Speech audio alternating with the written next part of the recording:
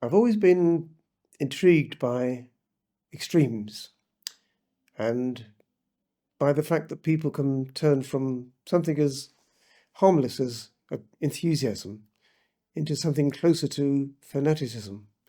A fan, in other words, can become a fanatic. Our main character, a guy called Jeff Long, begins the story as a bright, young, enthusiastic student. He meets his first ever girlfriend, who becomes his wife, at a Bob Dylan concert when they're still just sixth formers.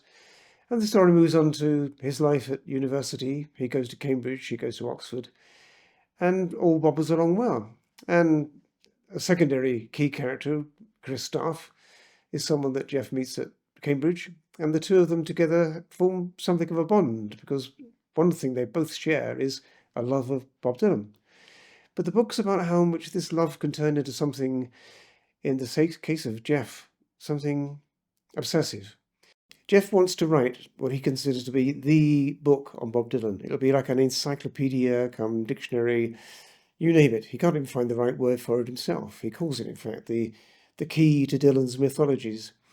And in his heart of hearts, he knows he'll never publish it. After all, he knows that it'll never be finished.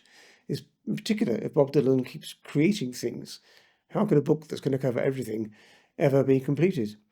But nonetheless, this is his life's work. He's got to get this book completed one day.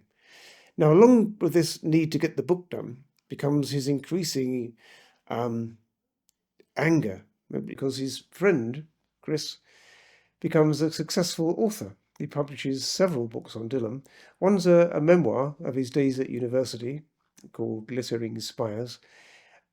Days at university and growing up with and becoming a new person with Bob Dylan. And Jeff, our key character, just finds this exasperating, infuriating, because apart from all else, he thinks that Chris can't actually write. So he becomes fixated really with his friend's success, with what he sees as his rival's success. And try as others might, including his wife Kate, he can't get his head around the fact that Chris does so well. Now he comes up with a couple of harebrained crackpot schemes to do this, and luckily his wife Kate and a few friends too dissuade him from these schemes, and he realizes, yeah, they are daft. It's not going to work, but he can't help but seize the day when a moment arrives, just over halfway through the book, when his rival, and that's how he sees him, goes on an American tour to celebrate his latest work. And on that tour, which is a disaster, his friends decides that his next book is going to be a book about touring America, talking about Bob Dylan.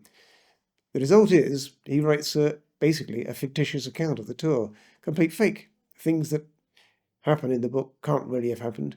People he meets, he can't really have met. And he thinks, well, no one will see through it. It'll be a fun read. But Jeff does see through it. I won't spoil things now by saying how. And he realizes this could be it. If he can prove, and he thinks he can, that this book is a fake, that his successful rival is inventing things, then this will be the blow he's been planning for all these years.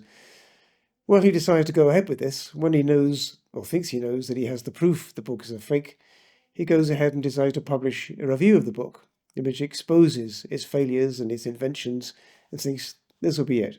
Once this is in the public domain, his friend's career will be wrecked, and he can get on with his own writing.